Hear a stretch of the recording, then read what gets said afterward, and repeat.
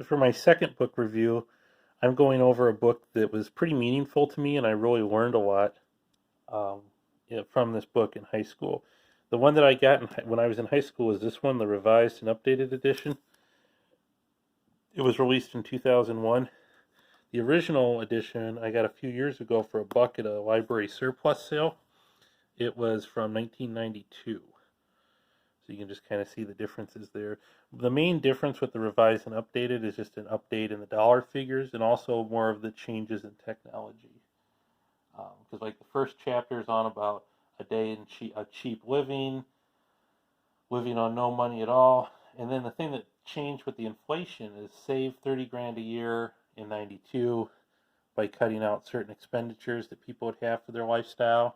And they're pretty extreme cuts, and live on 10 grand a year for your lifestyle price point. Then the 2001 figures are save 37,000, live on 12,000 a year.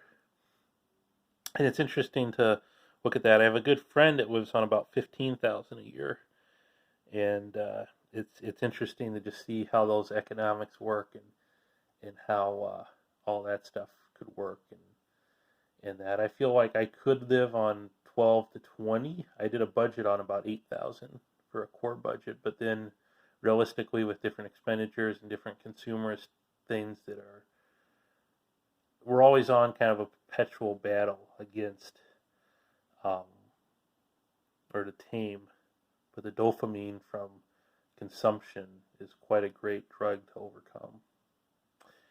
Anyhow, this is a really good book. Some of his other topics include a new career or business for you, and he talks a lot about different careers like accounting, um, being a mechanic, different things that would be worthwhile. The trades, engineering, where there's actually market demand and you can actually have a stable career, and that's interesting. A lot of this book reminded me kind of Aaron Clarey's books, only it was all consolidated in one and a little thinner than all the series of Aaron's books that I've read. No, that'll be a whole other book review thing. Low-cost computers for fun and profit. He really talked a lot about the computers and technology, and I could see how that revised and updated was popular because that was right at the bust of the .com. So dial-up was really cool, and he talked about how he had a camera repair business and an education business about camera repair, and just how that would boom, and then the internet really is what saved the business from just the print ads and the other ways they tried to do it. It made it more affordable and economical. Talks about where you should relocate, if you should go to Vermont or New Hampshire, um, or the South, like Arizona, New Mexico, the Carolinas, Florida. He's pretty knowledgeable on all the different areas. It sounds like he traveled a lot and lived in a lot of different places throughout his life. Oh, and New Hampshire is the only place in the East Coast or in the New England area that's a freedom-loving area. All the other ones are pretty heavily regulated. Save on food and clothing and shelter.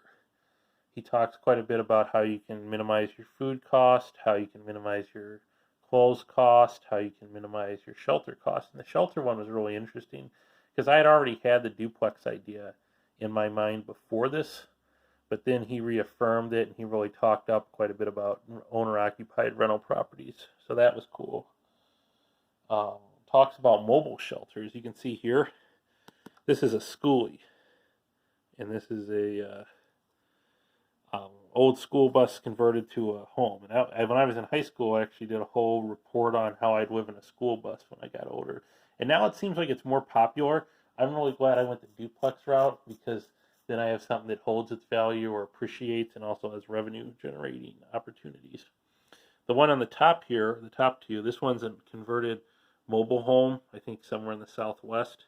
This is, I believe, the author, and he has a truck that he converted from an old car. He added springs, and he kind of built this old cool hillbilly truck. And I think it says something about a hillbilly clan or something like that. The only symbol I recognize is the Shriner's icon underneath the door handle. Otherwise, I'm not really familiar with what the other ones are. But it's pretty good. It talks about saving on utilities, on how you can use your cell phone for 911 even if you don't have pay for service. Now that was 2G technology, and that's kind of phased out. And a lot of those things, eventually everything's going to be just 5G. So that'll be kind of different. And I feel like with Tello and some of those other services, you can get it at an affordable enough price point that it makes more sense now to have a cell phone than that. But he talks about that, talks about water, gas, electric, about passive solar energy, about a lot of cool things. It's an interesting book with that one. Transportation talks about buying cars that are like the truck or whatever here that are pretty beat up and pretty much depreciated. So you can get a good deal there. Um, I just, again, I really enjoy it. Talks about education and entertainment, and the entertainment stuff's interesting. Um, Talks about how cable television can be somewhat justified. Now, I feel like that's totally out of whack 20 years later, but with all the streaming options and the internet to me can be justified. His internet in in 2001 was $21 a month for what he paid for his dial-up. And I don't know what he paid for websites and all that. He had edromney.com. And I also am including a link to a free book checkout that you can get from archive.org of a copy of this book, the 2001 edition. And he also talks a lot about it's comparable to Aaron Clary's Worthless book on what he talks about college education just being a scam. And I think he talked about that back in 92 and also in 2001, and it's just reaching that boiling point now where people are like really waking up to it and being like, wow, what I spent and all this stuff was really unjustified. And luckily for me, community college worked out. It wasn't too bad. Then he talks about investments, health, making things last, all that stuff. I love this book. I mean, this one, he was a really influential person in some of my thought processes and in on understanding what's the value, on also rethinking things so status and consumption does not equal one's pride and one's values.